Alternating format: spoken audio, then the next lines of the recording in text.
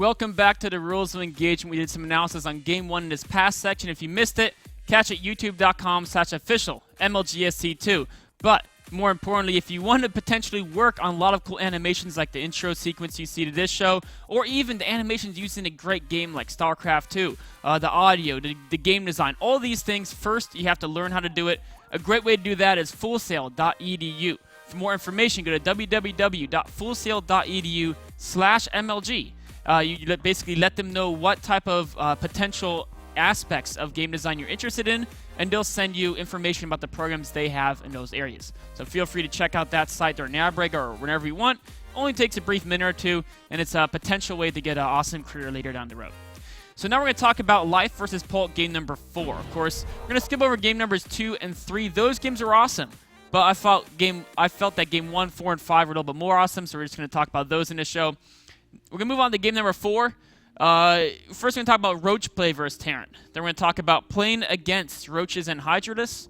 And then we're going to talk about dealing with a high-tech army. Basically, if you're a Terran player dealing with a Zerg high-tech army, and the steps you want to take to try to basically match that if you're stuck on a low-tech force. So we're going to jump in this game a little bit further. We're going to start at the base 11:30 mark. And the reason why is because not too much happened early in the game. Both players kind of macroed up. Very, very standard stuff. No one really did anything crazy early on the game.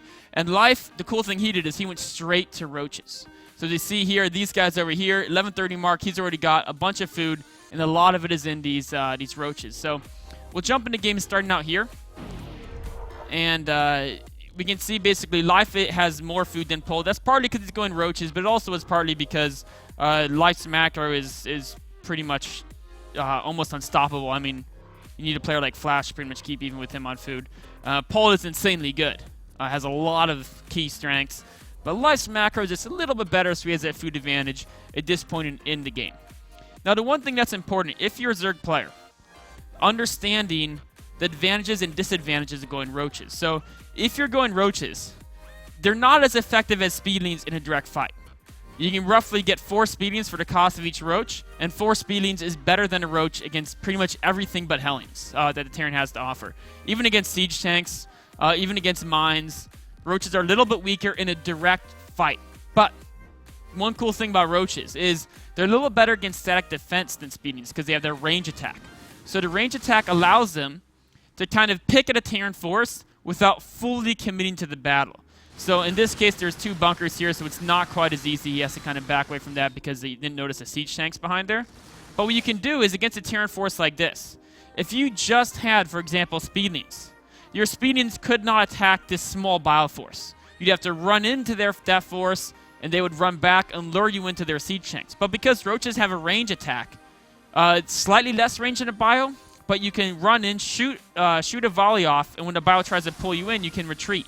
Because you don't have to commit to that surround. You don't have to get all the range. So anytime Bio tries to be annoying, with roaches, you can skirmish with them better. You can pick at them. Same thing here. You can come around here, and because every time the Bio bothers you, you can turn around and shoot it. You can go in and get SCV kills without being basically shelled by the tanks on the high ground over here. You can stay at further range. You can bother the Marines when they try to bother you. So you can be a little bit more aggressive with roaches without having to fully commit to doing a ton of damage. You're also a little bit easier to control. So Life doesn't use them very often because Life has insane speeding control. But if you're not Life, if you're a different Zerg, then you can go ahead and use the roaches a little bit easier. So now if you're a Terran player and you know your opponent is going Roach Hydra, you've seen the roaches, you haven't seen too many speedings out, you've seen the fact that he clicked on the roaches, saw they had upgrades done, he knows he's going against a primarily Roach force, maybe Roach Hydra, who knows, but that type of composition, if you're a Terran player going against that, one thing you want to do is you have to realize what that composition entails, right? 2 things is, 1, it probably means no mutalists. So drop play is always a great option. Just don't commit too much to it. I'll just follow this drop here for a second. But the other thing that's important is roaches and hydralists.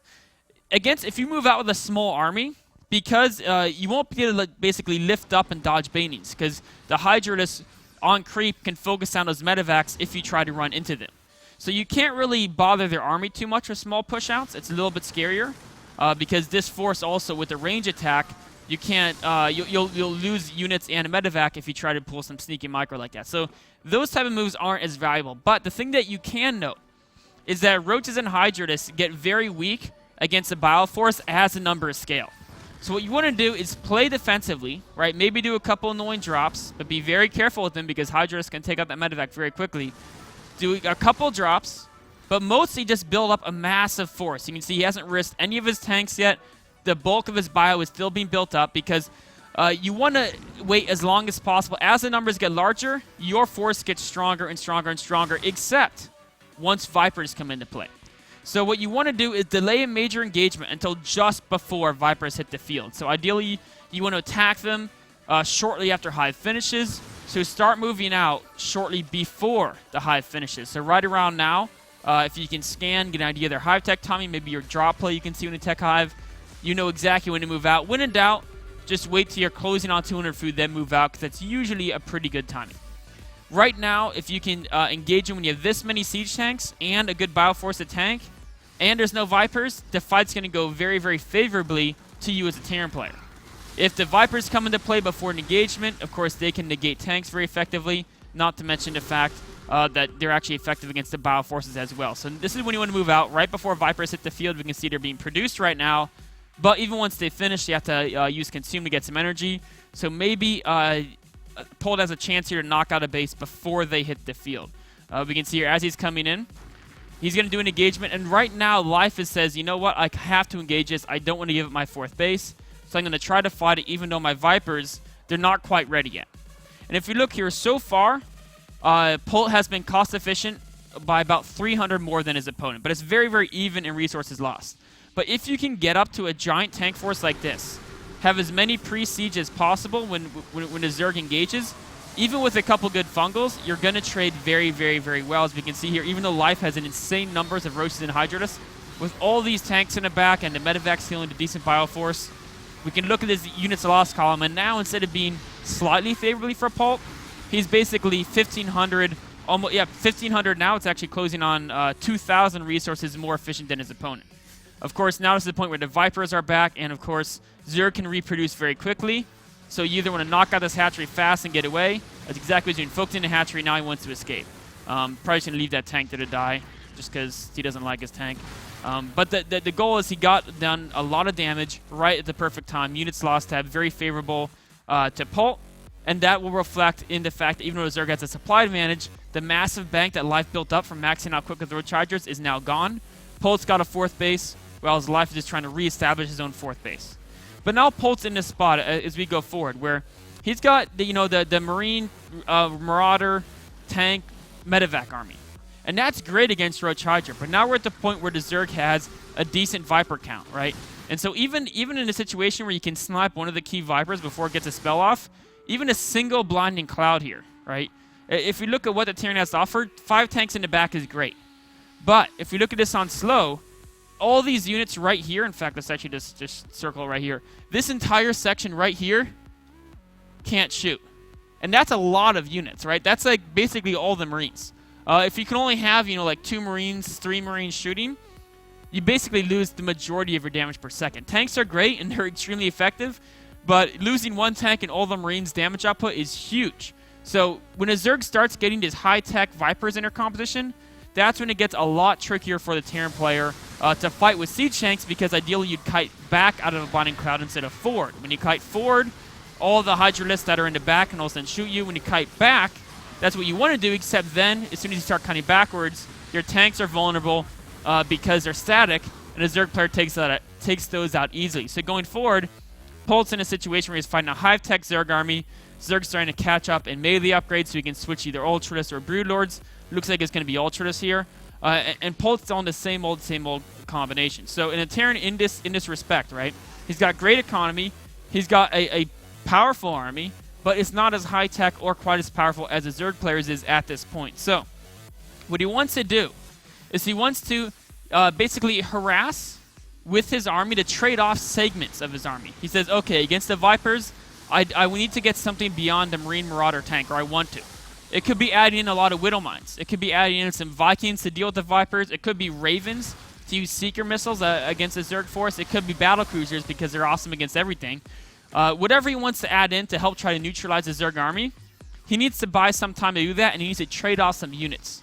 So to do both of those, one of the cool tools Terran has is you've got the speed medevacs and you've got bio that with stim is extremely fast. So what you do is you trade off segments of your army that you don't want with harass. So you do drop play, keep the Zerg player from attacking you and using your high tech. You combine drop play with attacks on angles like this where, you know what, yes, this army isn't going to slaughter the Zerg. You scan, you see they have too much, so you back away, right? You just keep backing away. Meanwhile, you're looking for trades to buy time to replace your army with a superior force. And what he's doing in this case, he's going very, very, very tank heavy. And he says, you know what, if I get enough tanks, even with Blinding Cloud, I'll have enough of a tank spread. You won't be able to Blinding Cloud or abduct all the tanks. So that's one theory. You can do whatever type of late game additions you want to add in, you can go for it. Now he's going to go for a lot heavier airplay with 3 starports. But you do need to basically tech up to get the high-tech units if you can't break the Zerg or overwhelm them with low-tech units. And while you're trying to buy time to do so, keep harassing to keep the Zerg back, right? If the Zerg starts moving out attacking you, that's when it gets scary. So instead of running back up to a base, you don't want to lure the Zerg to a base. You want to run away from a base. And even if the Zerg snatches these units and kills them, that's 20 food for nothing. You're just trying to buy time. You're sending another force down here. This force will probably die too. But that's okay, as long as you're killing something for it. Right? The 20 medevacs didn't trade well, but this army's going to take out a base, right? And then some of it's going to get away. This army here is probably going to be able to take out this hatchery before it dies. So you're getting some trades down. Actually, it's just going to be pushed back. Trying to trade to buy time, and if you buy enough time, you can get the high-tech units out. Now, of course, the Zerg can tech up as well. In this case, Life's actually going for mass corruptors. He's going to go for broodlords later down the road. But as the game gets later, it favors Terran more and more and more. If Terran can get up to their Sky Terran type army with a high economy, they're going to be almost unbeatable if it's executed well. So this time he's going battle cruisers.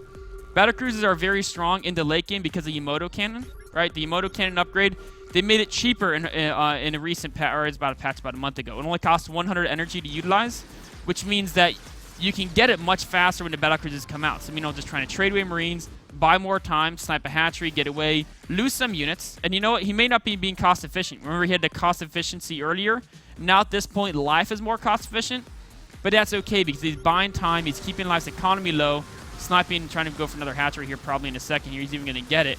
And even if he loses these units, or actually in this case, most of them are going to get away, he's keeping Life busy on a defensive and buying himself time to get those BCs up. Once you get enough BCs, BCs are great because you can use Yamato to one-shot the broodlords. And of course, you can use, they don't get hit by Ultratus. So as long as you try to get those attack upgrades cranked up so Ultratus armor can't deflect the majority of that, they're going to be great versus every Zerg composition. Of course, you also want to try to add in Ravens because Abducts plus Hydralists or plus Corruptors can be a little scary unless you have a bunch of PDDs. So right here, he already just took out, remember how he was less efficient right now? But he just took out 5 broodlords with Yamato cannons, just instantly with those BCs. So that's how effective they are. They've already paid themselves off just with one Yamato cannon because the broodlord is almost as expensive as BC. So you use one of those cannons on a broodlord, and then all you have to do is do a little bit more damage on top of that, and the BC's already made cost efficiency. Unfortunately, Life knows he's going for that composition, so attacks, it's actually, just watch this battle here. Life attacks right before the Ravens kick in. So without PDDs, the battle cruisers are vulnerable to the corruptors. So what Polt does here is he focuses all the broodlords. If you notice this, see he shift targets. He says, you know what? I know I don't have PDDs, so I can't take on the corruptors, but I'll lose my BCs, but take out all the broodlords. And what he does is, yes, the BCs die, but he takes out all the broodlords, and then his Marauder rally can clean up the Ultralists, his Tank rally can clean up the Ultralists, and he goes on to win this game from buying enough time to get those BCs out there, and the BCs took out most of the broodlords before the battle even started, allowing the rest of his army to clean up the ground force. So if you want to check out this game in more detail, check it out on our YouTube site, youtube.com/official MLGSC2. It's under there. You can just search for Polt vs. Life. You can search for MLG Winter Championship games. A lot of ways to find it there. There's a lot of other great content there as well, so check it out. But right now, we'll take a short break and get on to analyzing game number 5.